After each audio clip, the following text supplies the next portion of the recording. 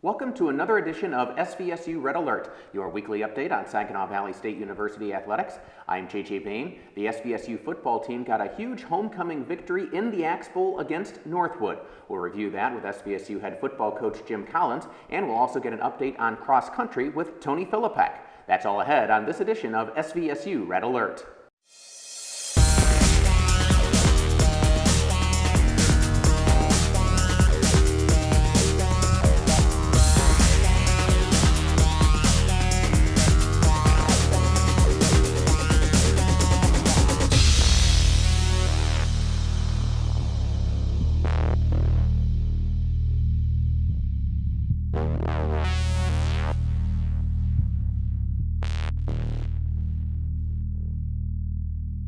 Welcome back to SVSU Red Alert. I'm JJ Bain, joined by SVSU head football coach Jim Collins. SVSU wins the Axe Bowl 44-28, the final score. I know you're always happy to win a rivalry game, but first of all, talk about the atmosphere. A huge homecoming crowd for this one. The atmosphere was awesome, and we had brought a bunch of recruits in and promised a great atmosphere. The students did a great job of rallying behind the whole football team and the homecoming celebration, and the crowd electrified our football team. There's no question about it. When we came out running on the field, you could feel the excitement and the energy in the stadium, and we appreciate that type of support, and I really appreciate just the whole situation, JJ. It was awesome. It was a great day to be a Cardinal. Over 11,000 fans in attendance.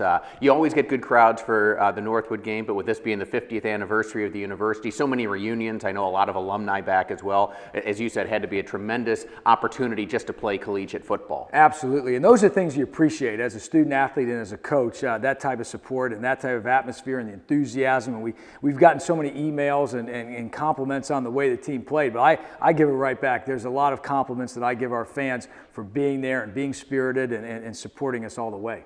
Talking about the football game itself, as you said, you come out and obviously you've got all that energy, but it was actually Northwood that was able to jump out to an early 21-10 lead. What were you telling your team at that point in the football game? Because whatever you said obviously worked. I think you ran off a bunch of unanswered points after that. Exactly. Well, it caught us by surprise a little bit. It's not very like John Jennings to throw an interception on the first play of the game, but he did. We hadn't thrown an interception since the second week of the season. But you know what? Our team showed great resiliency and character, and we knew in terms of being on the sidelines and gathering the troops that we just needed to stay the course. Stick with our plan, stay the course, keep our poise, and just hang together and keep playing. And that's what we did. And I thought our defense did a great job of getting some stops, stopping momentum, some 3 and outs. And then offensively, we knew that if we just stick with our plan was to mix the run with the play action and stay balanced and keep getting after them, block hard and be physical, that everything would be okay, and it was. And running the football, you did that exceptionally well. I think you finished with like 350 yards rushing on the night, and both Norman Shuford and Mark Mays finished with over 100. What I was impressed with was just the way we played from a physical standpoint. Our offensive line, our tight ends, our wide receivers, and even John Jennings, the quarterback, threw a really good block on one of our reverse plays. So I liked the way we were physical up front. Our backs really ran hard. They were decisive. They put their foot in the ground. They saw the hole, and they attacked the line of scrimmage. So I thought, well, the one thing about running the football is it's a cooperative effort. If you've got 11 guys doing their jobs in a physical and intense nature, you're going to have success, and that's what we saw Saturday night. Obviously, that all put together very well for the Cardinals on an offensive perspective. As you said, the defense was able to get some 3 and outs, also forced some turnovers. D'Angelo Paris with 2 interceptions for the second week in a row. Awesome day for the defense after they settled in after that first quarter, putting pressure on the quarterback, stopping the run, forcing the 3rd and longs, and then coming up big with stops on some 3rd and longs. But D'Angelo, once again, really did a great job of attacking the football, getting to the interception point, and then we had some really good returns off of those interceptions as well.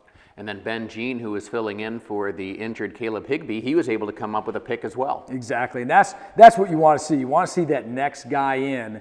Whenever someone goes down, that next guy's got to be ready, and Ben Jean proved that he was ready. He did his job of studying film and doing all the right things in practice to prepare for that moment, and coming up with the interception as he did. That was a big play in that game.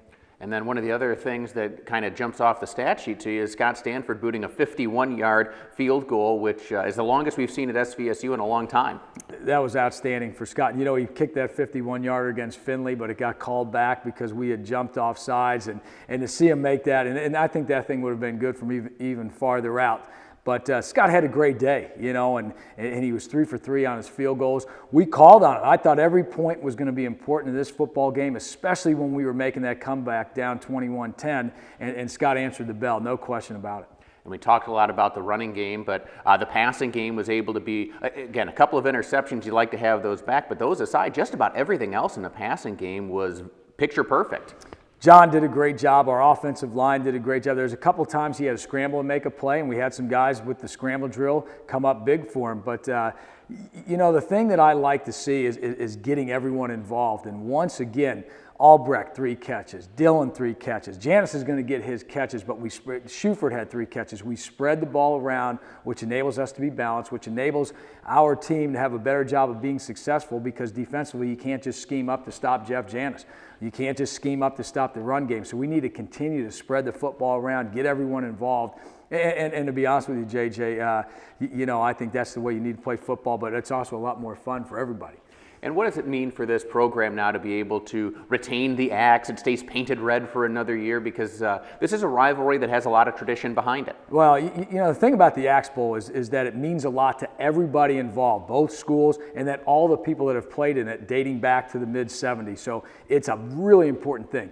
We cherish that thing, and it's important to us. We take a lot of pride in holding the axe, and we're excited to be holding it again for another year. So SVSU wins the Axe Bowl. They win on homecoming before a huge homecoming crowd of over 11,000 fans. Good weekend for the football team. Now the Cardinals head on the road to take on Wayne State. We'll review that with SVSU head coach Jim Collins in just a moment. But when we come back, we'll be joined by SVSU running backs coach Andre Griffin. That's next on SVSU Red Alert.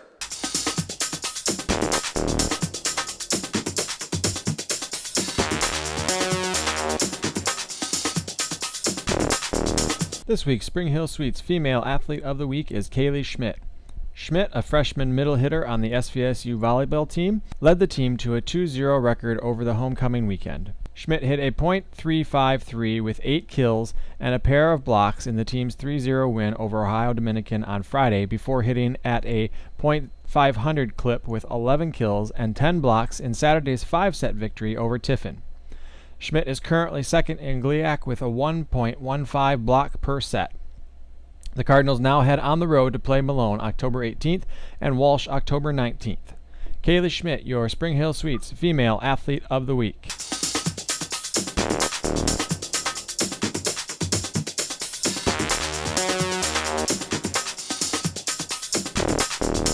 Welcome back to SVSU Red Alert. I'm joined now by SVSU running backs coach Andre Griffin. And Andre, week when both of your starting backs go for over 100 yards has to make you feel pretty good as a coach, I would think. Oh, it feels real good, JJ. We challenged those guys. You know, I was blessed to have a birth of a baby against Ferris State, so I wasn't there. But they came back. We challenged them. We only had 35 yards of rushing, and they came back and they wanted over 100 each, and they got it. So. And I know that they took that a little bit personally in terms of, now, some of the credit has to go to Ferris. They have a good defensive line, but also I know SVSU, from their standpoint, like, we need to be more effective running the football than we were against Ferris. Most definitely. The offensive line, you know, we have seniors up front. They took that as a challenge, and they were disappointed with that. And, of course, running backs coming from where they from, you know, seniors, and, you know, this is their year to make a point, and they came back strong. Talk about that and what it's been like for you to work with, particularly Norman Shuford and Mark Mays, the guys who have been getting the bulk of the carries this year. They're both college graduates who had one season of eligibility left. Norman Shuford coming from Grand Valley, Mark Mays coming from Bowling Green. So what is it like working with those guys? Because you haven't had a chance to work with them for very long. Exactly. It was speed. It was speed. I met them in the summer, and we continued to talk and, you know, learning their strong points and weak points, and it was just speed. It had to get going real fast. So, but now we're getting to learn each other. They have to learn me as well. I have to learn them, and they're doing a good job. And, you know, hopefully we can continue to get better. And I got to think it's fun for both of those guys, because again, they didn't have to play another year of college football. They have both chosen to do that. Yes, it's definitely fun for them. I think both of them have a chip on their shoulder. They didn't play as much at their respective schools, but they come here and on each other, and they want to respond. And then you're also, you have one returner in Jamon Martin, and then a whole bunch of freshmen that are in the mix as well. You've got kind of an interesting cast at the running back position All right, this we year. have, this is the biggest class of freshmen that we had since I've been at SVSU, and I think it's going to be a good group. David Ney, you've seen a little bit, getting a little bit of playing time, and the other guys are going to be good as well. And what's it like for you then to have, again, basically a whole host of new players, because not many of them were with this program last year? What does that mean for you as a coach on a week-to-week basis? Well, it's a challenge, but it's a great challenge. You know, you're doing more coaching. That's what you're hired for, is to coach and teach. You know, we had some seniors last year that knew the program. It was more coaching effort. You know, now we're getting them on the board, learning our system, and it's a great opportunity for me to grow as a coach, and it's a great opportunity for them to grow as players. And do you feel as though now there's that sense of they understand their roles and understand what is expected of them in this offense? Because again, for all of them now, they've got 6 games under their belt. Yes, I think they're learning, and they're getting a feel because they haven't played. You know, we threw them into the fire first game of the season, and they have some rust, and they're knocking the rust off of them. They're learning how to run north and south instead of, you know, running east and west, and they're learning the schemes and the pass protection, and they're doing a good job of it. And they're both smart guys, as you know. They're both graduates, and they're doing a good job. What do they need to do to be successful against Wayne State, that obviously is a different defense than what you saw in Northwood? Well, they have to maintain, you know, take what they get, run north and south 3-4 yards, and then expect, you know, the big gain. Once, you know, they're blitz a lot, so, you know, we have big gain opportunities. If they get through the line, they'll be able to get some good gains, but they have to maintain those 3 to 4 yards, and then maybe they'll get a 20-yarder or 25-yarder. Well, so far it's been working out for the group, particularly for Norman Schufert and Mark Mays. Hopefully they can keep that up. Congratulations on the birth of your second child, and we're happy to have you with us the rest of the way. I appreciate it, JJ. And we thank Andre for joining us, and hope that he and the Cardinals continue their success. And when we come back, we'll talk to Tony Filipek about the success that our cross-country programs have had. That's next on SVSU Red Alert.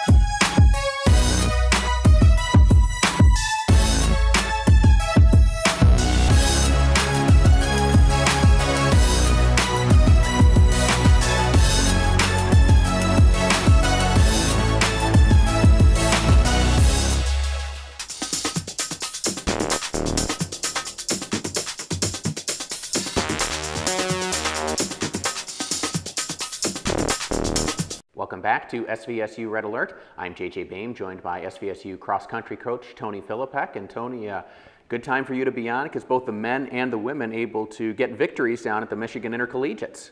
Yeah, perfect timing for that. Men and women both victorious at Michigan Intercollegiates in Hillsdale. It was at Hillsdale University. So, you know, we were pretty happy with that. We saw some good things, a lot of good things to propel us towards the conference meet in 2 weeks up in Houghton, Michigan. Big trip up there, 8 hours away. But I want to talk a little bit about it, intercollegiates, and how well the teams performed.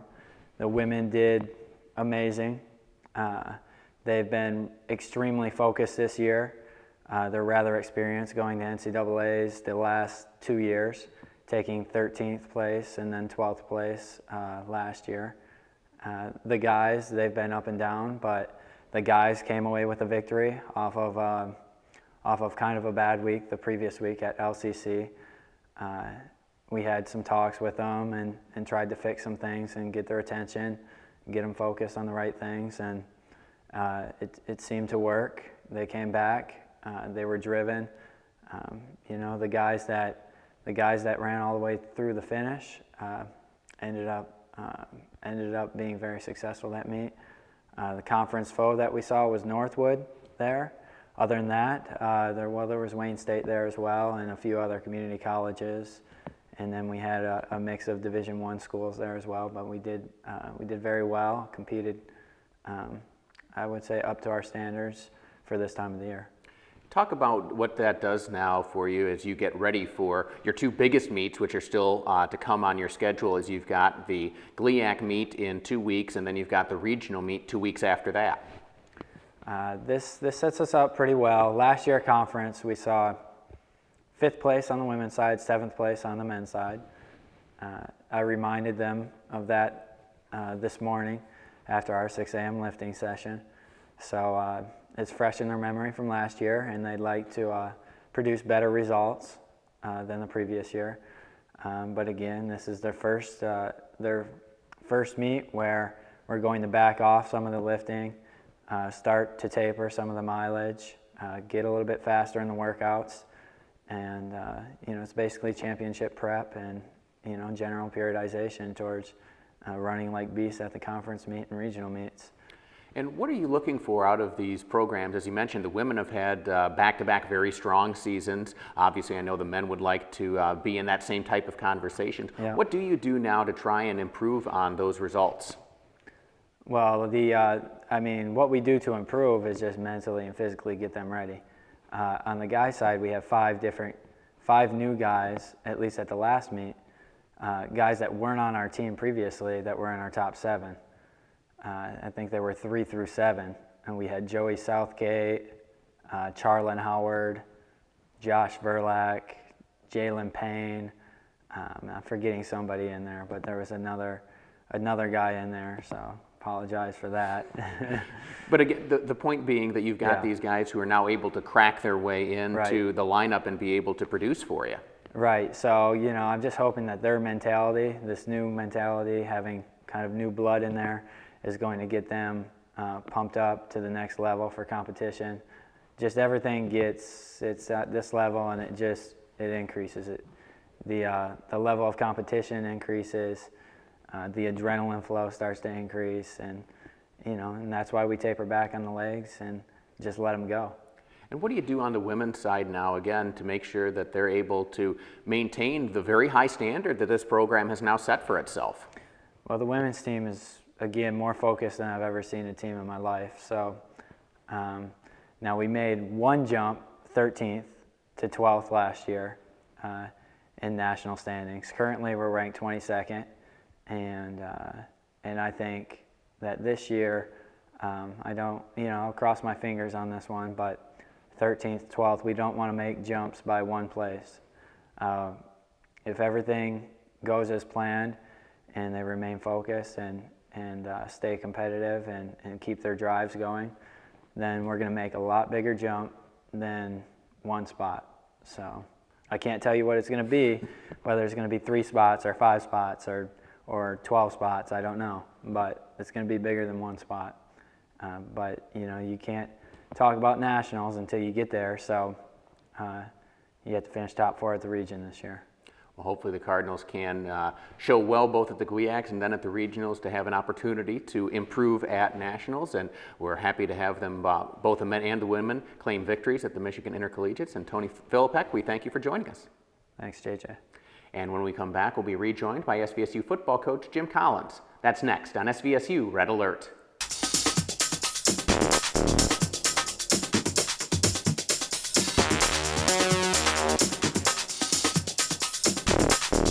This week's Spring Hill Suites Male Athlete of the Week is Wyatt Drost. Drost, a junior on the SVSU men's golf team, claimed individual medalist honors at the 2013 GLIAC Golf Championships at Eagle Eye Golf Club. Drost shot a .219 total to win the event by 1 stroke.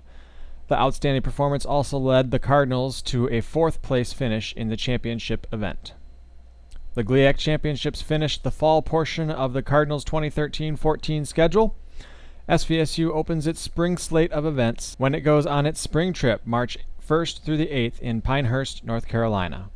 Wyatt Drost, your male Spring Hill Suites Athlete of the Week.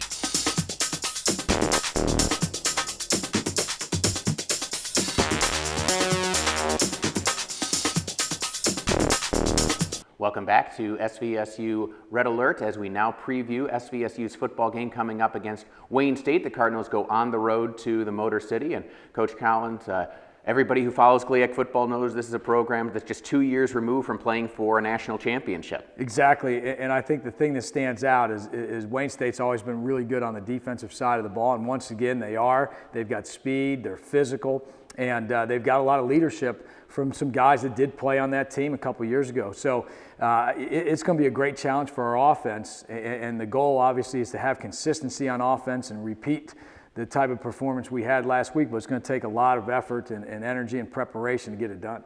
Wayne State coming off a loss to Hillsdale this past Saturday. They've kind of had an up and down season so far, at least based on the results. And the interesting thing about Wayne, just like everyone else in the league that's breaking in new quarterbacks, you know, that's the key. And they've got a guy starting for the first time, and you've seen, you know, very athletic things from him, very good things from him in the passing game. So I think the consistency factor is what we're all looking for in this conference, and I think when you can get it, you're going to have a great opportunity to win on Saturdays.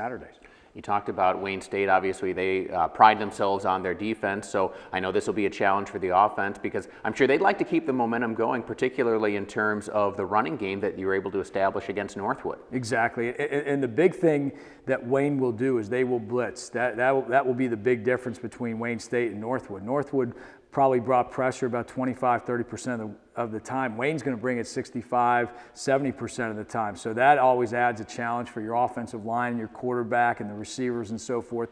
But then, as I said at the beginning, they're a physical team as well. So we've got to match that physical and intensity with theirs. Talk about how much that adjusts what you have to do as a game plan. I think sometimes people underestimate what it takes to change from week to week when you go from a team that doesn't put in a lot of pressure, doesn't have a lot of blitzes, to one that's going to blitz on more than half the snaps. You know, puts a lot of pressure on the coaching staff to prepare the players, especially in practice. And you've got to get that simulation from your scout team, bringing the blitzes from different angles, and you've got to really communicate in those situations. Against a team that lines up in a similar look every time, there's not as much communication that goes on the field as one that brings blitzes from all angles. So we've really got to be good with our communication on the field, and that starts with great weeks of preparation. And then the other thing is we've got to be poised. And what I mean by that is there's going to be plays where the blitz beats you, and you can't get frustrated by that. You've just got to go on and play the next play.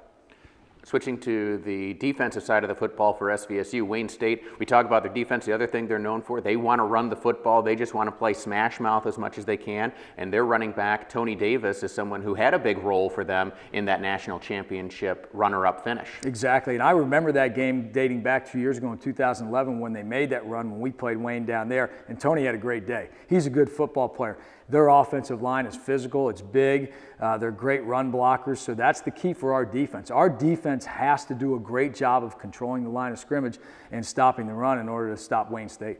And obviously this is a big test for you going on the road as well, because Wayne State is something that with the success that they've had, they've been able to get bigger crowds and have more home support for them now.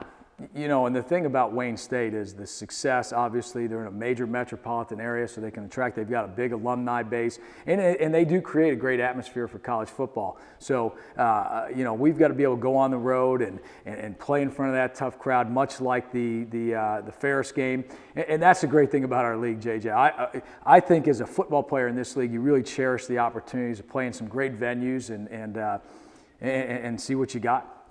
On the defensive side of the ball for you, you've been able to now generate turnovers week after week after week during this 5-game winning streak. Is that something that can continue? Is that something that kind of feeds upon itself? You know, it gives confidence. When the defensive backs are going up and grabbing the football, I think that gives them some confidence. When you're dropping a bunch of interceptions, now your confidence level sinks. When you're starting to make those plays, it creates more confidence, and then everyone wants to get in on the act. So I think that's one of the things we've got to continue to improve upon.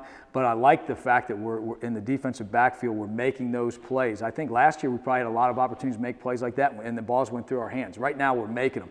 The other thing that I'd like to see us do is create more fumbles, and that'll come with being physical and getting after the football and having people swarm and attack the football. But I like the fact that we're creating those turnovers. We've got to do a better job of protecting it this week than we did last week, but the turnover thing is a big thing right now.